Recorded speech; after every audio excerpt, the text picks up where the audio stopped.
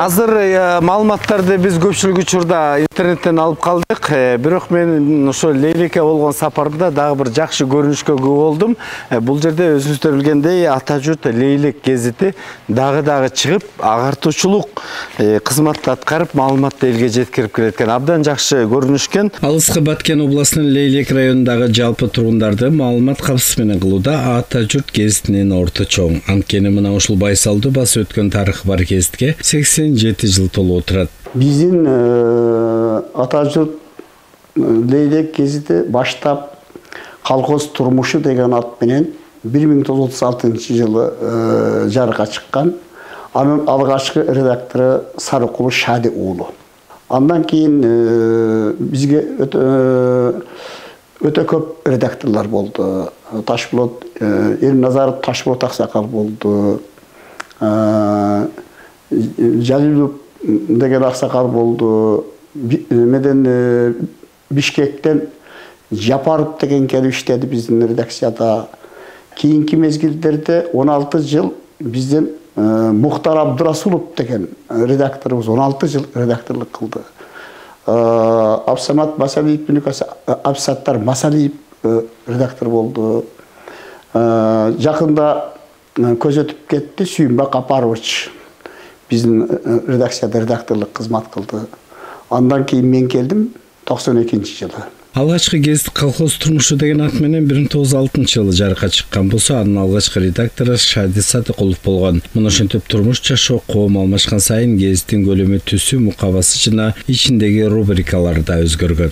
Газета 99-жылы биринчи колхоз турмушу болгондон кийин 3 район биригип Никита Сергеевич Хрущевдин убагында Фрунзе районунун Алга газетасы биздин гезитке өттү ушул ысым. 1999-жылы газетанын аты Ата журт болду. 2019-жылы гезиттин аты Ата журт Лейлек.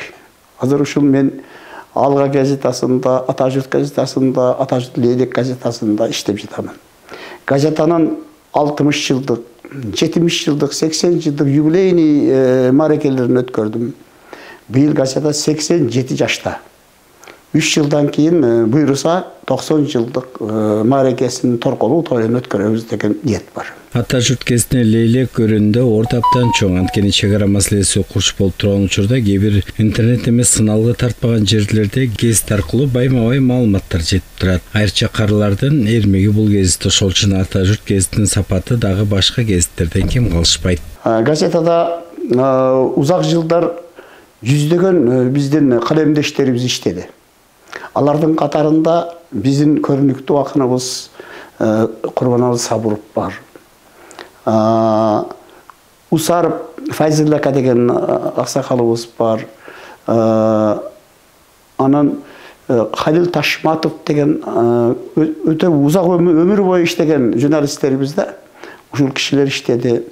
Секте болсо бизде райондук сек бар эле.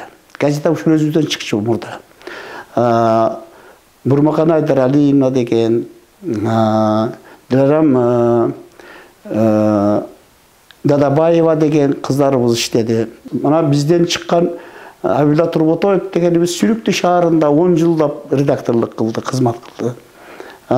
Сектин башчысы болуп Келдибек Кундуз деген жигитибиз иштеди секте. Мурда биз 27-ге чейин жамаатыбыз 27-ге жетет да. Алардын ичинде секте бир 13 адам калгандары редакциянын составында иштетет. Айыл чарба бөлүмү, каттар бөлүмү, маданий бөлүм, ушундай бөлүмдөргө анан котормочубуз бар эле.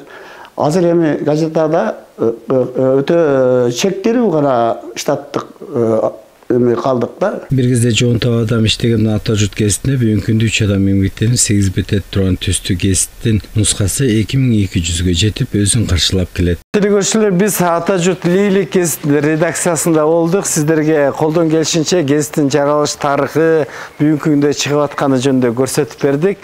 Гезитте бүгінгі күнде мынакей 4 адам еңбектенсе, анын бери ошол Лейлек жергесін қыдырып, түрі қыдырып, маалымат топтап, елге маалыматты жеткірген. Кыргызда айтып қойдық, қарысын қазық қылып, елдің қамын ойлаған Абдулла Доров ағайымызға рашылық білдірелі. Имарат 1946 жылы құрылған екен. Гезитке мына ушул 87 жыл толуп отурат. Кутман таңды биз менен тосуңуздар.